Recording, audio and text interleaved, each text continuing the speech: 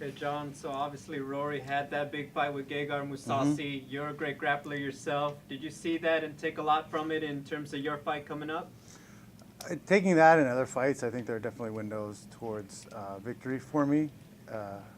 But, you know, I mean, keep moving up a weight class and fighting somebody at Gegard's level, I'm not going to put too much weight on that. I mean, 15, 20 pounds of muscle, it's a lot to deal with when you're dealing with guys at that level. So, you know, there's some things to take from that fight, but there's plenty of things to look at other fights too. That was a very one-sided fight in terms of himself. Do you feel like there might be a bit of a confidence, you know, lack of? No, like I said, you got two guys at the same skill level, and one guy has 15 or 20 pounds more muscle. Like, that's what's supposed to happen. That's just what happens. You know, I've had plenty of guys I've trained with who are naturally just bigger than me. Me and Luke Rockhold are both similarly skilled, different styles, but like, he's 15, 20 pounds heavier than me. He's going to crush me if he wants to. Yeah. How has training changed for you at this stage of your career versus when you were just starting out? A lot less just getting after it and beating the crap out of each other. A lot more thread type training, putting drills together that encompass you know, all aspects of what the fight's gonna look like. A lot more lifting to maintain strength and my joints, keeping them strong. A little bit more stretching than I ever used to do. You know, and just being careful. You know, I don't need to do 10 weeks of 5 rounds of hard sparring. You know, I can get away with you know, 4 or 5 weeks of 5-minute rounds. So, you know, there's the things I scale back, and there's things I do harder that are less impactful and less likely to get me injured. John, is late April longer than you wanted to way longer, way longer. But there was one negative in waiting, but there's too many positives for me to be upset about it. So, like, I got to fight for a title. I'm in this awesome tournament. I'm with Bellator. I got to fight in San Jose. You know, they took care of me a little bit on the back end, money-wise. So I have no complaints. I'm really pumped about this. Things are good. If you win, you know, you'll have championships in multiple promotions. Yep. How big of a deal would that be? You got to go on and go in the tournament, but I mean, obviously, this is a title fight. No, this is an opportunity for me to write my story, to write the final chapter, right? Right off into the sunset. You know, with all the hardware and accolades, everything I've put into the sport. So this is my opportunity, and I'm gonna make the most of it. After you win the title, what do you want to do to cement your legacy? You know, why not go out with a bang? I'd like to win this tournament and then move up and win the belt at 185.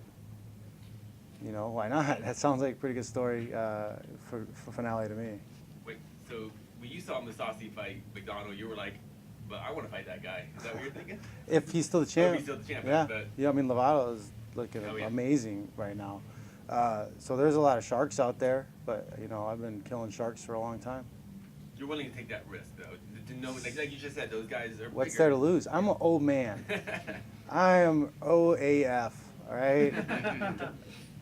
There ain't no reason for nobody not to beat me, you know, honestly. So, like, go for it, you know, go big, go home. Like, this is it. I'm on the way out, you know. I'm 40 years old, I'm almost 41. I'll be 41 when I win my next title. So, you know, the clock's ticking, but I'm still here, and you're going to have to put up a hell of a fight to come through me. Fighters often talk about getting into these tournaments as like they enjoy the throwback sense of it. Do you feel like that? I do, and there's this added little hype to it, you know, because you're guaranteed. Like I've said this so many times for years. There's no meritocracy in this sport sometimes, and you're guaranteed that meritocracy in the tournament, and I like that. That's good, especially when you have killers like we have at Bellator in the welterweight weight class. Rory aside, what other names in the tournament would you like to meet?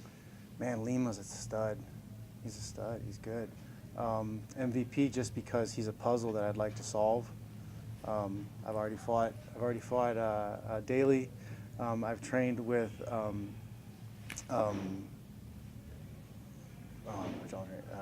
Ed Ruth. I've trained with Ed Ruth. So he's a monster too.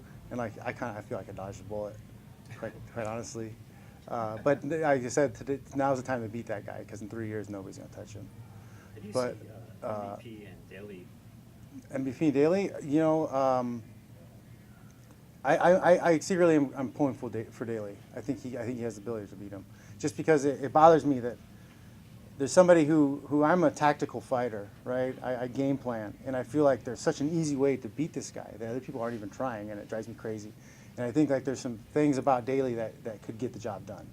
You know, and I don't know, there's a satisfaction in that. So nothing personally against MVP. He's a great fighter, does some great things, exciting guy. But like I'm interested in the challenge of the puzzle.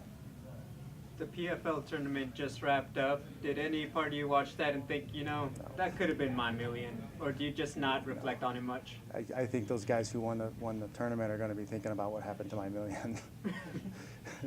I don't have any faith that those guys are going to get paid their full amount. That's one of the reasons why I left. All the money comes from investors, and at a certain point in time, if you're not turning a profit, the investors are not going to come around anymore. So, you know, those guys didn't get paid a lump sum after the end of the fight. You know, they're getting paid, you know, as time goes on. So if the company goes out of business, like, there's no more money. Last question, guys. Is there anything that you've heard that would make you say that? No, just they're not making any money. Yeah, being a part of it and seeing how they promote the shows they put on are amazing, but no one ever knows that the fight's going on. That's a problem. Like, oh, did you see the PFL? PFL has a fight? Like, they don't know. So like something's missing business-wise. The fights are great. The fighters are great. There's nothing wrong with them, but you know, you got to turn a profit. You got to make money. Cool. So we're gonna do a quick face-off for Rory and Jon.